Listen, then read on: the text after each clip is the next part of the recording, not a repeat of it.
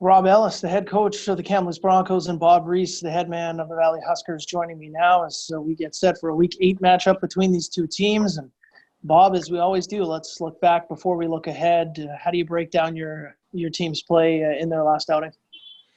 Certainly if you look at the final score, it was definitely not the outcome we were looking for. And let's be honest, it was a beatdown. But when you get into the film room and you start breaking things down, certainly I thought we played, really well defensively in the first half, especially, and then broke. We weren't able to continue to put us in a game and keep us in a game and win a game, So, I think if we're trying to be a great defense, and I think the goal of that group is to be a great defense, that's something that you got to do. You got to close the door. And on the flip side of that, offensively, we certainly struggled to sustain drives. And when we got momentum, we shot ourselves in the foot with penalties. So, the result was the result. Rob, for you, what did you see when you put on the film and reviewed your club's last outing? Well, like I say every week, it's almost I can write the script week one and give it nice and close first half. Defensive struggle, offense is moving the ball at times, but the same MO. We make a couple mistakes in the third quarter and give up a couple big plays and put the game a little bit out of reach. It's just exactly the same thing Bob was saying. I think we played well. We just didn't execute in certain situations and just made some regrettable mistakes. Rob, I know it's been a tough season for your club and the wins haven't been there, but is there something, maybe it's an individual player or, something that really stands out to you as a highlight that so far you've been really pleased with or proud of or happy about that you've seen from your group or from a player? Yeah, our offensive line has been pretty steady the whole season as far as giving up many sacks. I think 0 last week. So they've been probably the most consistent group of players we have, and the defense is balled out. They just can't be on the field as much as they are. Offense can't go 2 and out as much as they do. So we got to be smarter and run the ball effectively. I think we only ran the ball 6 times. That's got to change. It's not an effective way to run an offense. So. No, I think if any key group, it would be the O-line and our defense as a whole. Bob, what about you? Same question, and I know it's kind of the same scenario. Been a tough year and not what you would have put down as a goal on paper. But is there something that stands out as a real bright spot for you and with your group?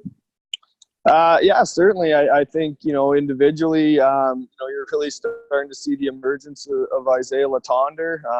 He's coming off another very very successful game on the offensive line and contributing, through the roof on the defensive line again for us. On the defensive line as a group, I think has been a great bright spot for us. They've done a good job as a unit. They're strong and done a pretty good job of shutting down the run the last couple of weeks here.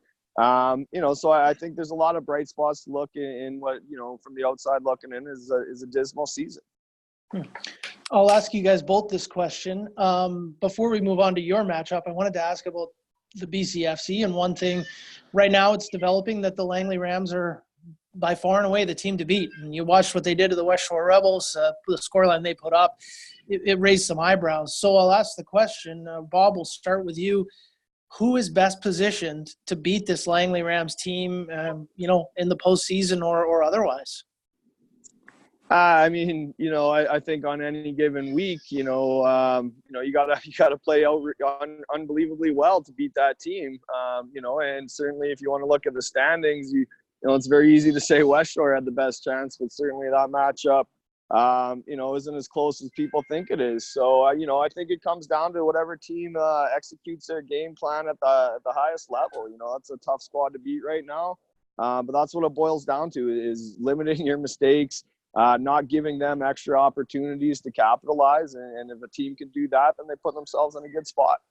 Rob, what about you? Do you see how do you see that situation? Well, the same thing Bob was saying. They're strong all the way through, but this is the reason we play these games on Saturdays and Sundays. We don't say that we're going into a game to lose it. And I think there's, on any given day, as the saying goes, a team can be beaten.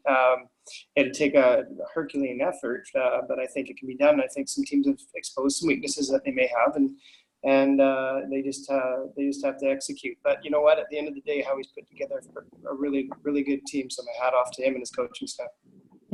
Rob, what's the key? One of your top messages to your group as you get set to take on the Huskers? There's a couple of them. I would say capitalize on Chilliwack's mistakes and minimize yours. I mean, it's basic football, right? Ball possession is going to be important. It's a strong team too. I think this whole conference has a lot of positives. So, we just have to play our game, not worry about records, and just like I said last time, win the play. Bob, what do you see with this Broncos group? That's a team that's playing some really good football, like Coach alluded to earlier.